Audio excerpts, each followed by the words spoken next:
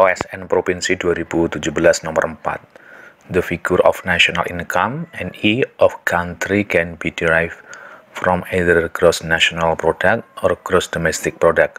Generally, for developing countries, A. Their GDP is larger than their GNP. B. Their GDP is smaller than their GNP. C. Their NI is larger than their GDP. D. Their GNP is larger than that of developed countries' GNP. E. Their GDP is larger than that of developed countries' GNP. Bahasa Inggrisnya boleh potong dikit ya. Oke, nggak apa-apa. Langsung kita bahas arti dari soal OSN Provinsi tahun 2017 nomor 4. Angka pendapatan nasional suatu negara dapat diturunkan baik dari produk nasional bruto maupun produk domestik bruto. Umumnya untuk negara berkembang, ya negara sedang berkembang, ini kan developing countries ya.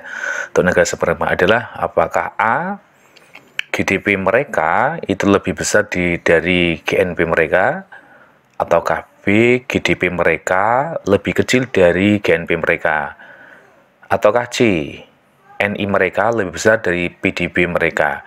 GDP itu nama lainnya adalah PDB ya, boleh. Ya, GDP nama lainnya PDB atau GNP nama lainnya PNB juga boleh. Yang D, GNP mereka lebih besar ya, is larger than, lebih besar ya dari GNP negara maju. Ya, di sini ada kalau developing countries kan negara sedang berkembang. Kalau of developed countries berarti yang sudah berkembang, berarti artinya telah selesai, berarti sudah maju gitu ya. Nah, ataukah E, PDB mereka atau GDP mereka lebih besar dari GNP di negara maju. Oke ya. Nah, kita akan bahas di sini apa hubungan antara GDP sama GNP ini saling berkaitan ya. Jadi kalau GDP atau PDB itu bisa diartikan nilai produksi barang dan jasa yang dihasilkan penduduk dalam suatu wilayah negara, baik warga sendiri maupun warga asing. Jadi di sini konsepnya wilayah. Yang penting kewilayahan. Jadi kalau dalam suatu negara, dalam wilayah suatu negara itu ada dari warga negara manapun, asalkan dia beroperasi di wilayah suatu negara, itu akan jadi GDP negara tersebut. Contoh misalnya Indonesia ya. Di Indonesia ini ada warga negara Indonesia yang berusaha berproduksi, berinvestasi di Indonesia. Maka pendapatan warga negara Indonesia yang ada di Indonesia itu masuk GDP Indonesia karena ada di wilayah Indonesia. Juga termasuk pendapatan dari warga asing yang bisa jadi berinvestasi di Indonesia atau bekerja di Indonesia, itu akan menjadi GDP Indonesia karena mereka ada di wilayah Indonesia meskipun itu milik asing. Itu konsep GDP. Sedangkan kalau konsep GNP, Gross National Product atau PNB, Produk Nasional Bruto, adalah nilai produksi barang dan jasa yang dihasilkan oleh penduduk suatu negara, baik yang ada di dalam negeri maupun di luar negeri. Jadi kalau sekarang konsepnya nationality atau kewarganegaraannya, tidak dilihat wilayahnya ya. Jadi kalau misalnya GNP Indonesia berarti hanya milik warga negara Indonesia. Ya, baik itu di dalam negeri ataupun di luar negeri. Ya, Anda bisa lihat di dalam ilustrasinya ya, GNP Indonesia adalah pendapatan WNI di Indonesia dan di luar negeri. Nah, ini adalah konsep GNP ya. Bagaimana kalau misalnya katakanlah untuk negara yang lain ya, misalnya Cina ya. Ini katakanlah untuk Indonesia mewakili negara berkembang ya. Ini Indonesia mewakili negara berkembang. Oke, untuk negara Cina misalnya. Untuk negara Cina misalnya kalau konsep GDP Cina ya berarti adalah produksi barang jasa atau pendapatan dari semua penduduk yang bekerja atau berinvestasi berusaha di wilayah Cina. Baik itu warga Cina sendiri ataupun warga asing. Ya, warga asingnya Cina maksudnya ya. Sedangkan kalau GNP atau PNB Cina adalah apa? Ya pendapatan nasional dari warga negara Cina sendiri, baik yang ada di Cina sendiri ataupun di luar negeri. Jadi konsepnya sekarang adalah kalau nasional itu adalah kewarganegaraannya, yang dilihat kewarganegaraannya ya. Nah, untuk GDP sama GNP, nah ini sudah jelas ya. Berarti pembatasnya adalah antara adakah nanti kalau GNP ya, jadi kalau GNP itu apakah ada unsur asingnya enggak gitu kan. Kalau GNP itu nggak ada unsur asingnya ya, jadi kalau GNP itu udah nggak ada unsur asingnya karena gross national product adalah dasar nationality-nya gitu.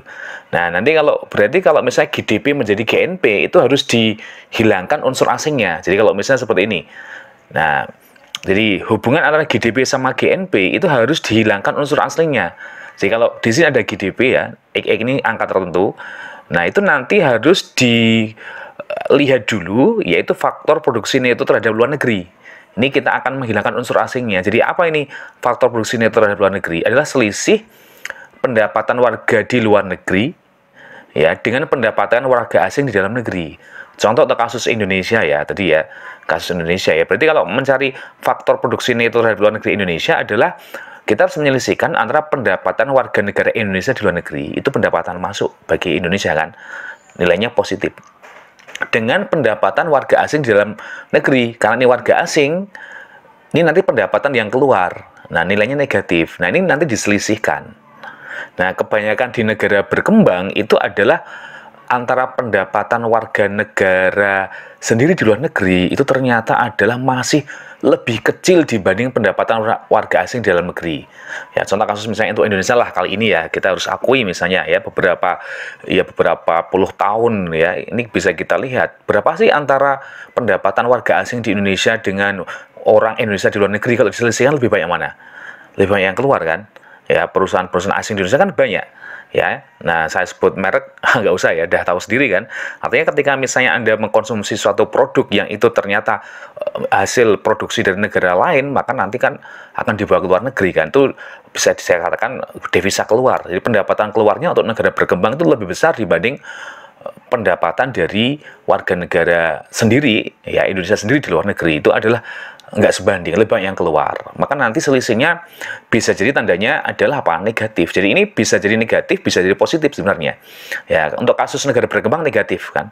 Nah, beda sama China misal atau Amerika misalnya itu kan.